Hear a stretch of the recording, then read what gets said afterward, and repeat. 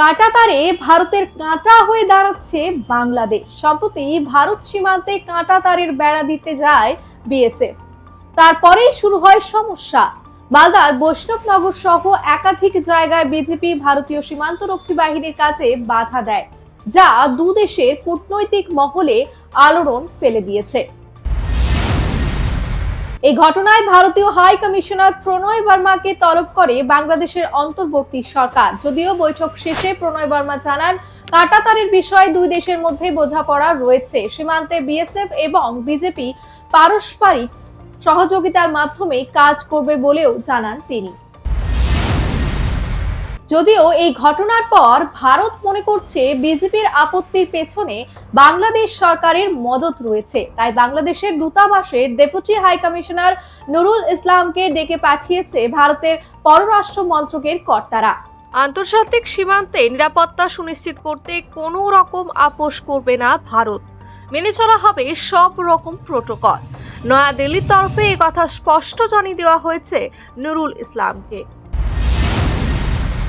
ভারত বাংলাদেশ সীমান্তের একটি বিস্তীর্ণ অঞ্চল এখনো কাঁটাতার বিহীন, যার মধ্যে দক্ষিণবঙ্গ ফ্রন্টিয়ারের 538 কিলোমিটার এলাকায় কোনো কাঁটাতার নেই। অন্যদিকে উত্তরবঙ্গ ফ্রন্টিয়ারের 375 কিলোমিটার অংশ ফাঁকা রয়েছে। সম্প্রতি বাংলাদেশের পরিস্থিতি ভয়াবহ আকার ধারণ করেছে। বাংলাদেশে পালাবদল ঘটেছে, তারপর থেকেই নষ্ট হয়েছে সাম্প্রদায়িক সম্প্রীতি। ক্রমাগত অত্যাচারের মুখে পড়েছে সংখ্যালঘুরা। বাংলাদেশের এসব ঘটনায় দেশ ছাড়তে বাধ্য হচ্ছেন বাংলাদেশিরা। এর সাথে বাংলাদেশে পাল্লা দিয়ে বেড়ে উঠছে উগ্র মৌলবাদীদের হুমকি, বাড়ছে জঙ্গি নাশকতার ছক। তার প্রভাব পড়তে পারে ভারতে। এই কারণেই ভারতের বর্ডার সিকিউরিটি বাহিনী যেসব অঞ্চলগুলিতে এখনো কাঁটাতার নেই, সেই অঞ্চলগুলিতে কাঁটাতার লাগাতে উদ্যোগ নিয়েছে। আর এরপরেই শুরু হয় নতুন সমস্যা। সেই সমস্যা মেটাতে দুই দেশের পররাষ্ট্র মন্ত্রককে মাঠে নামতে হয়েছে। অন্যদিকে চট্টগ্রাম আদালতে জামিন পেলেন চিন্ময় প্রভুর আইনজীবী শুভাশিস শর্মা সহ আরো 65 জন আইনজীবী।